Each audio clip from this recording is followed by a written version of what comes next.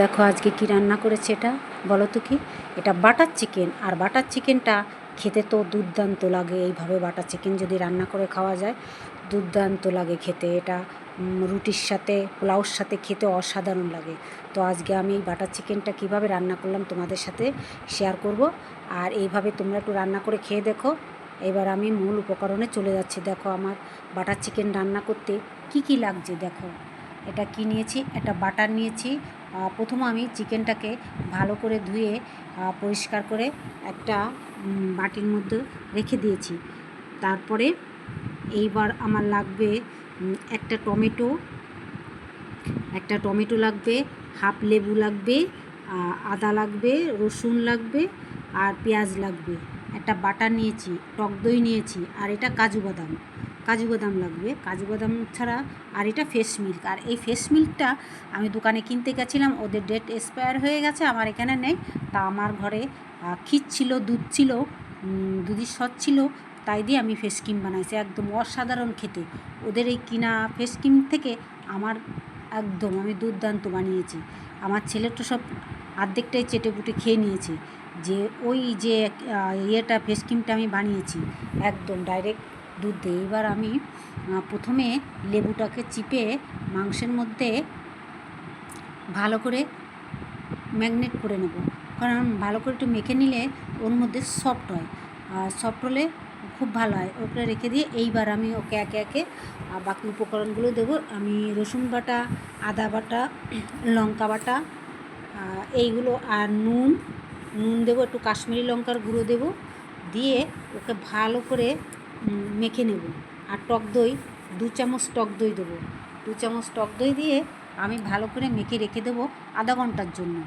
এটা আধা ঘন্টা রাখতে হবে। আধা ঘন্টা না রাখলে না, যে মানে চিকেনটা হচ্ছে পুরো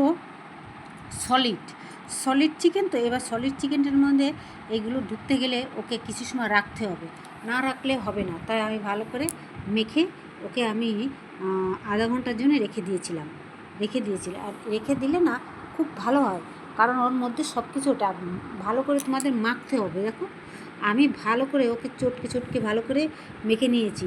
কারণ চটকালে অসুবিধা হয়, কারণ লঙ্কা দেওয়া আছে, কিন্তু কিছু করার নেই। এইভাবে না মাখলে মাংসের গায়ে কিন্তু ইয়েটা লাগবে না।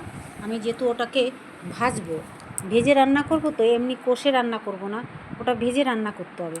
আর এইভাবে তোমরা একটু বাটার চিকেন, ধরো হোটেলে সবাই রান্না করেই খায়, হোটেলের তা এনে খায়, বাড়িতে রান্না করে না। কিন্তু দেখো বাড়িতে যদি তুমি রান্না করে খাও না, দুর্দান্ত লাগবে।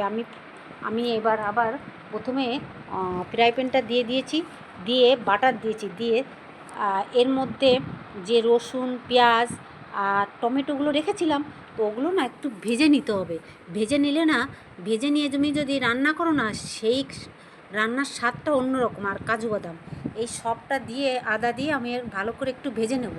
আর ভেজে এই মশলাটা যদি ফেটে এত সুন্দর গন্ধ বেরোয়, তুমি চিন্তাও করতে পারবে না যে এইভাবে রান্না করে খেলে। আমি ভালো করে টমেটো আর ওই সব মশলাগুলোরে যেগুলো দিয়েছি সব ভালো করে একটু ফ্রাই করে নেবো একদম।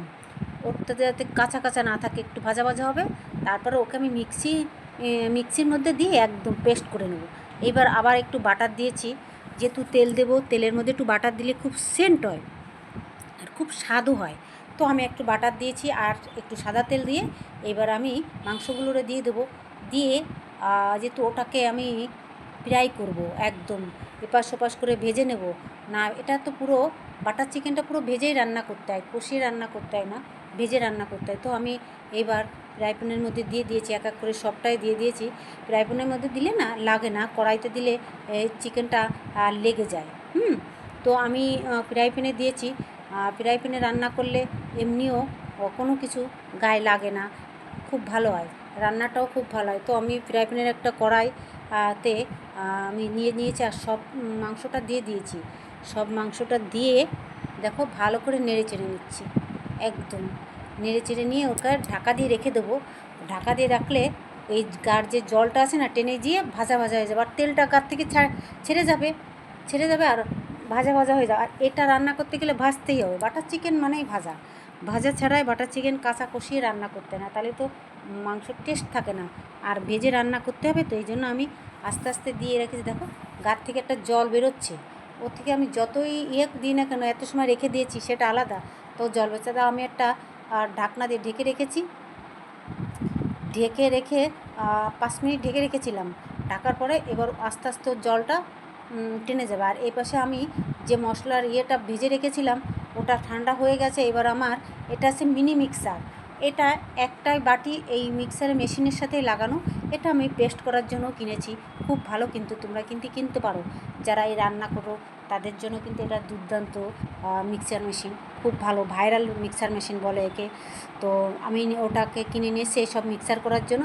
এবার আবার আমি দিয়েছি বাটার, দিয়েছি তেল দিয়েছি, দিয়ে বাটারটা ভালো করে গলে গেলে নেড়ে চেড়ে দিয়ে এবার মশলাটা, যে আমি মশলাটা করলাম, পেস্ট করলাম, এই মশলাটা ঢেলে দেবো। আর এটা কিন্তু আগে মশলাটা যেহেতু আগে আমার ভাজা হয়ে গেছে, মশলাটা থেকে এত সুন্দর একটা গন্ধ বেরোচ্ছে, তো নিজে যখন রান্না করতে যাবে তখনই বুঝতে পারবে যে এর গন্ধটা কী। মনে হচ্ছে কি এখানে বিরিয়ানির মনে একটা সেন্ট বেরোচ্ছে, যেহেতু সব মশলা দেওয়া রয়েছে, তো তো সেন্ট বেরোচ্ছে। আর সব ভাজা জিনিসের গন্ধই অন্যরকম। তো এইভাবে ভেজে ভেজে রান্না করে দেখো, তুমি যদি হোটেল থেকে বাটার চিকেন কিনে নিয়ে আর নিজে রান্না করে খেয়ে দেখবে, তার মধ্যে দু রকম একদম। আর আমি তো স্বাস্থ্যসম্মত মূল্যে রান্না করা, কোনো না। আর এরা কখনের চিকেন এনে কখন রান্না করছে সেটা তো আমরা জানি না, এই জন্য আমরা সবসময় বাড়িতে এনে আমি রান্না করার চেষ্টা করি। আর আমার ছেলে বাড়ির এই সব রান্না খাবার খেতেই ভালোবাসে, ও যতই বাইরে খাক বাড়ি এসে বলবে কি মা আমাকে একটু তুমি রান্না করে খাও। তা দেখো আমার ভালো করে কষতে কষতে এবার তেল ছেড়ে দিয়েছে। আমি এবার পরিমাণ মতো তোমরা ঝোল দেবে। এবার অনেকে ঝোলটা বেশি খায়, অনেকের কম খায়, তো আমার একটু ছেলের লাগে বেশি, তো আমি একটু দিয়েছি, দিয়ে এবার ঢাকনা দিয়ে রেখে দেবো। ঢাকনা দিয়ে রেখে দিলে ওকে আস্তে আস্তে জালটা দেবো, ওই মাংসর মধ্যে সব জলটা বেরিয়ে ভালো করে কষা হয়ে যাবে। দেখো তেল ছেড়েও দিয়েছে, আমার রান্নাটা প্রায় হয়ে এসছে। আমি একটুখানি ঝোল ঝোল রাখবো, তো আস্তে আস্তে টেনে যাবে পরে, আর হয়েও এসছে। এইবার আমি আরও কিছু জিনিসের মধ্যে অ্যাড করতে হবে। আর একটু আবার বাটার দিয়ে দিলাম, নামানোর আগে একটু বাটার দিলাম যাতে গন্ধটা বেরোয়। আর ফেস ক্রিমটা দেবো। আর আমার যে মশলাটা করা আছে সমস্ত কিছু দিয়ে, জায়ফল, জয়ত্রী, সাজিরে সবটা দিয়ে একটা মশলা করা থাকে আমার সবসময়, সেই মশলাটা একটু খানিকটা দিয়ে দিলাম। মশলাটা দিলে সুন্দর একটা গন্ধ বেরোয়, হ্যাঁ, যেহেতু দারচিনি গোলমরিচ আছে, তো তো যেন খুব সুন্দর একটা গন্ধ বেরোয়। আমার হয়ে গেছে, আমি এবার মিশিয়ে নিয়ে নামিয়ে নেব। নামিয়ে নিলেই রেডি আমার বাটার চিকেন। আর এই বাটার চিকেন তুমি পরোটা, ফ্রাইড রাইস, পোলাও, অসাধারণ অসাধারণ লাগে। এমনি চিকেন আর বাটার চিকেনের মধ্যে দু রকমের আছে। দেখো ফাইনালি আমার হয়ে গেছে, আর কত সুন্দর হয়েছে, দেখো কত সুন্দর রান্না হয়েছে। এবার আমি একটু ফেস ক্রিম মিশিয়ে দেবো, মিশিয়ে দিয়ে ফাইনালি আমার হয়ে গেছে। আর এটা রান্না করে ফ্রাইড রাইস, পোলাও, আর তুমি এর সাথে যা দিয়ে খাবে না কেন খুব দুর্দান্ত লাগবে খেতে। আর এইভাবে বানিয়ে খেয়ে দেখো, খুবই ভালো লাগবে। আমার রান্নাটা কেমন হলো তোমরা একটু কমেন্টে জানিও। যদি ভালো লাগে তাহলে আমার ভিডিওটা দেখো আর আমাকে সাবস্ক্রাইব করো। আর যদি তোমরা ফেসবুক থেকে দেখে থাকো তা আমাকে ফলো করে রেখো। আর আমার পাশে থেকো। সবাই ভালো থেকো, সুস্থ থেকো। টাটা, বাই বাই, সবাইকে অসংখ্য ভালোবাসা।